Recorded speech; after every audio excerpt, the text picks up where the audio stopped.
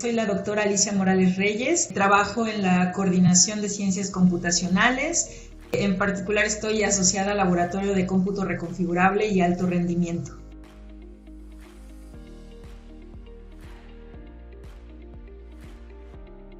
Yo soy ingeniera electrónica, estudié en la UNAM, en la Facultad de Ingeniería, y bueno, en esos años tuve la oportunidad de ser becaria en la unidad de cómputo académico de la facultad, y ahí, bueno, además de llevar la carga académica normal de mi carrera, pues tomaba algunos cursos orientados un poco más a cómputo, y bueno, un poquito de ahí dediqué ese tiempo extra que tenemos en la universidad para aprender estas otras áreas. Posteriormente también tuve la oportunidad de ser becaria en una empresa ya fuera del campus, en una empresa de telecomunicaciones, Cabetel Telecomunicaciones. Ahí estuve trabajando como becaria y pues creo que eso un poquito me amplió el panorama antes de terminar mi carrera, de saber qué se hacía, ¿no? Ya en la iniciativa privada, qué se hacía en una empresa, cuáles eran las actividades que podías realizar, cuáles serían como un poquito hasta dónde puedes llegar, ¿no? En cuanto a aprender más, en cuanto a verte en diferentes áreas, que es por supuesto muy amplio estas posibilidades. Sin embargo, como que sí me quedaba un poquito la espinita de qué más podemos hacer en el ámbito académico, ¿no? Y además que si me gustaría especializarme en algún área. Entonces, cuando terminé la parte de créditos, en ese entonces solamente había la opción de graduarnos o de obtener el título desarrollando un trabajo de tesis que realmente implicaba como un año más de trabajo, ¿no? De dedicarte pues a desarrollar este trabajo de tesis, y ahí tuve como la primera decisión que tomar, pues en la empresa donde ya trabajaba me ofrecían incorporarme ya a tiempo completo, ¿no? Trabajar en tiempo completo en la empresa, incluso sin haber obtenido el título, lo que a mí no me parecía. Yo sí sentía como que esta necesidad de cumplir, ¿no? De obtener el título de ingeniería electrónica, y entonces ahí fue cuando pues decidí dejar ya la posibilidad, ¿no? De un ingreso económico pues mejor, de empezar a desarrollarme en el ámbito laboral, y pues regresé a desarrollar mi trabajo de tesis. Ahí tuve la fortuna de entrevistarme con el doctor Boris Escalante, que pues trabaja actualmente en la Facultad de Ingeniería, en el Instituto de Ingeniería, y él estaba en esos años estaba formando el Departamento de Ingeniería Biomédica. Entonces, pues orienté mi trabajo hacia allá, que también siempre me pareció muy interesante esta combinación pues de áreas que hoy día se da a mucha escala, ¿no? A diversas áreas que interactúan entre sí. Y entonces yo me desarrollé o hice mi trabajo de tesis orientado un poquito al manejo de datos médicos, bases de datos, algún estándar para manejo de imagenología médica. Y bueno, ya empecé un poquito a girar el camino, ¿no? De la electrónica hacia el cómputo. Y bueno, fue ahí un poquito que al concluir mi trabajo de tesis dije, debe haber algún estudio que me permita combinar, ¿no? La parte de electrónica, de diseño de sistemas digitales con la parte biológica, y pues fue así que decidí continuar mi formación académica, realizar estudios de maestría, y bueno, tuve ahí varias oportunidades que se dieron, algunas no se dieron de la forma en que yo hubiese querido, pero tuve la muy grande fortuna de llegar al INAOE, que fue muy curioso porque yo buscaba como temáticas de ingeniería biomédica en México, con la posibilidad de salir de mi institución, de la UNAM en este caso. También siempre he considerado como que el cambio de una institución, de un medio académico, también te enriquece a conocer otras formas, otros puntos de vista, y llegué al INAOE buscando temáticas relacionadas a ingeniería biomédica, cómputo, ahí un poquito todavía sin saber bien qué es lo que me interesaba, y llegué precisamente porque la doctora Claudia Fergrino, que ahora es mi colega en la coordinación, trabajaba temáticas de imagenología médica. Y fue así que decidí pues continuar el camino académico un poquito hacia el área pues ya más formal en la parte científica.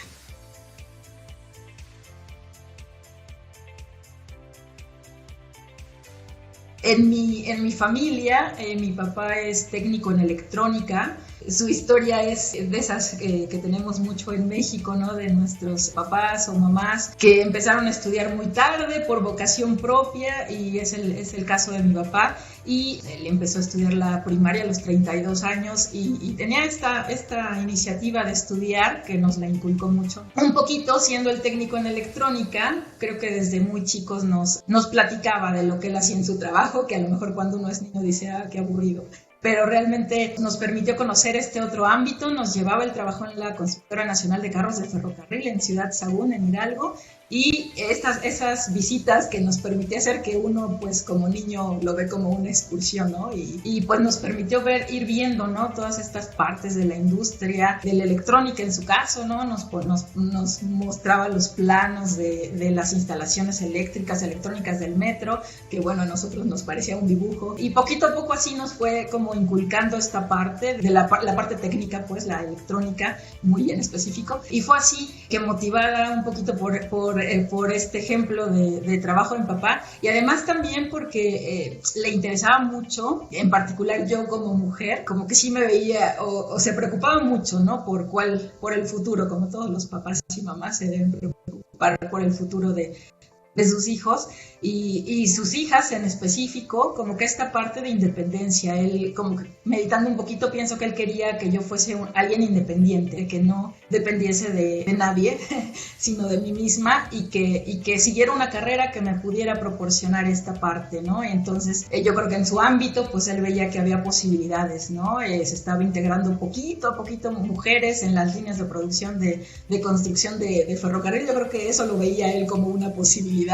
Y fue así un poquito este ejemplo de casa que me llevó, ¿no? Además de que, bueno, la parte de matemáticas, todas estas áreas que a veces le tenemos un poquito de temor, pues todas esas áreas siempre se me facilitaban bastante y me agradaban mucho el estudio de las matemáticas y como que un poquito más que las otras áreas, ¿no? De lecturas, de literatura, historia, como que yo era un poquito más orientada a las ciencias de forma pues innata y sí. Y un poquito combinando esto fue lo que me llevó hacia la elección de esta carrera, ¿no? De ingeniería electrónica.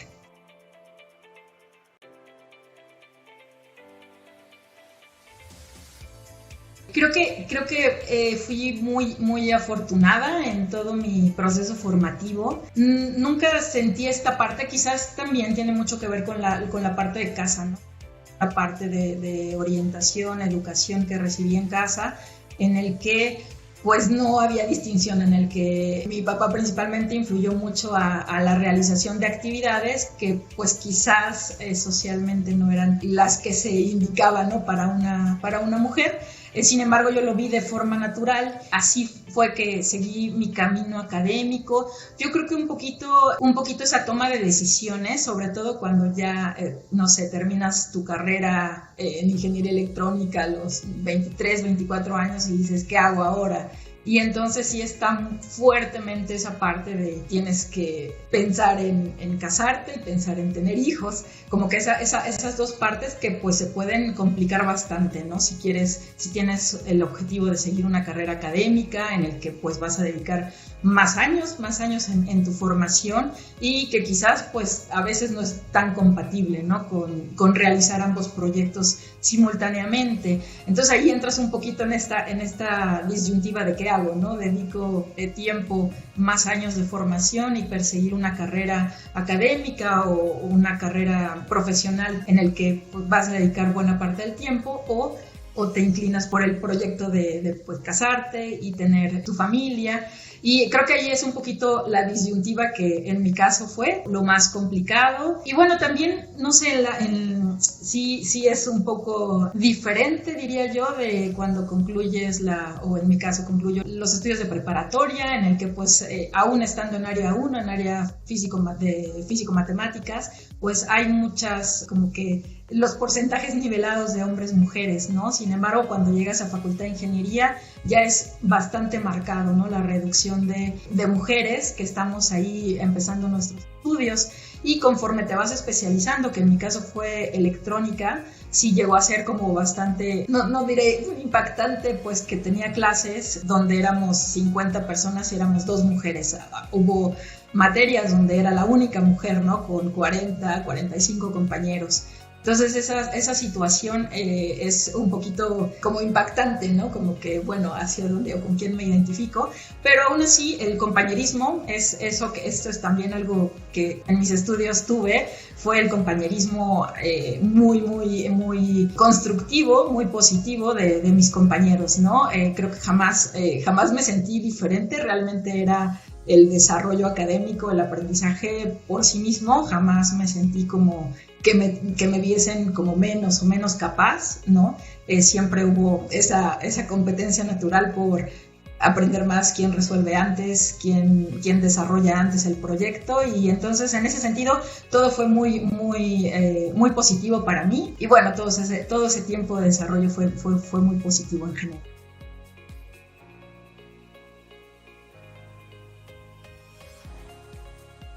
Creo que tenemos mucho trabajo por hacer, que eso es muy bueno como sociedad, desde todos los frentes, en todos los ámbitos, desde casa. Yo creo que es muy importante esta parte de papás, mamás, ir rompiendo poco a poco estos estereotipos de actividades, ¿no? Para niñas y niños. No, yo creo que ahí es donde hay mucho trabajo por hacer desde casa, por supuesto también desde las escuelas, que muchas veces son los espacios que proporcionan al niño estos entornos seguros, ¿no? Para que ellos puedan desarrollar lo que naturalmente les causa interés.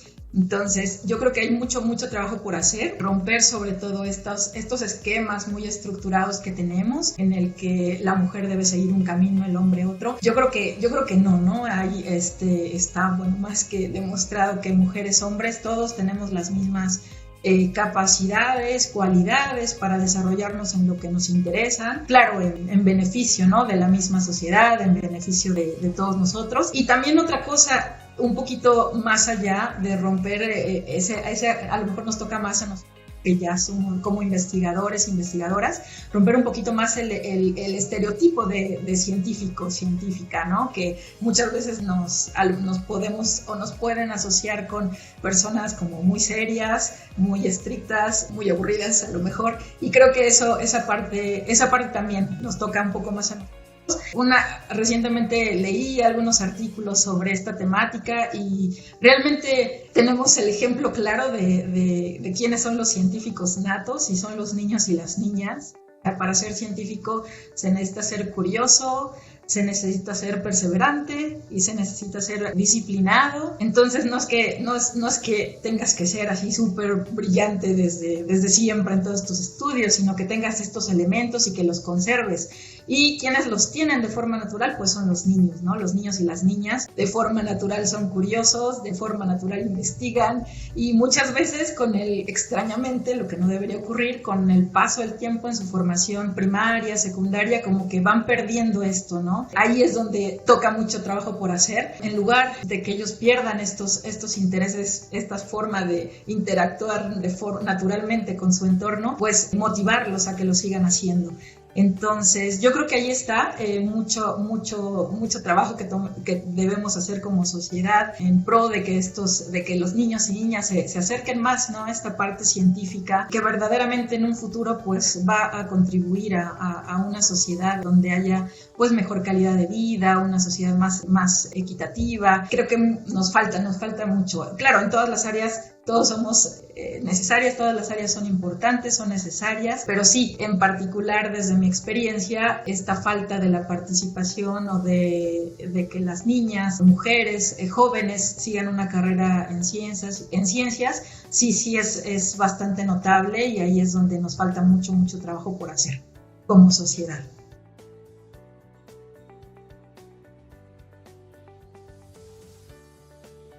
¿Qué significa para mí trabajar en el INAOE?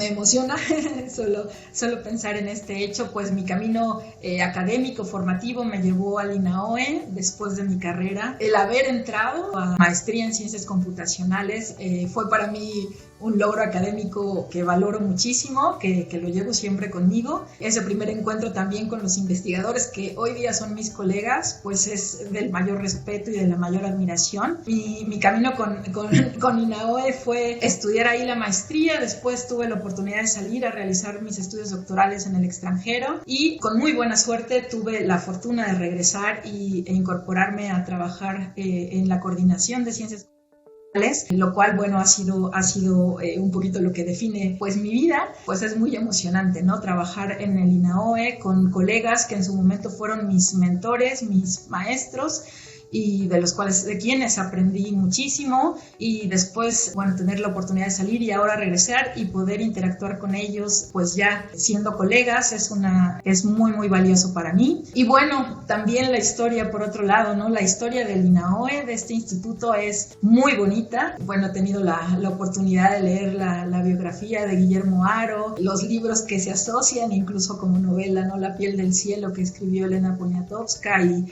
son historias súper, súper bonitas de mucha perseverancia, de abrirse camino ante las dificultades más grandes, y entonces es realmente un honor, y un honor también poder ser parte de este instituto en su 50 aniversario, y pues no tengo más que estar profundamente agradecida por ser parte de esta comunidad tan dinámica, tan interesante, tan motivadora. Es realmente un honor ser parte de esta comunidad en este 50 aniversario.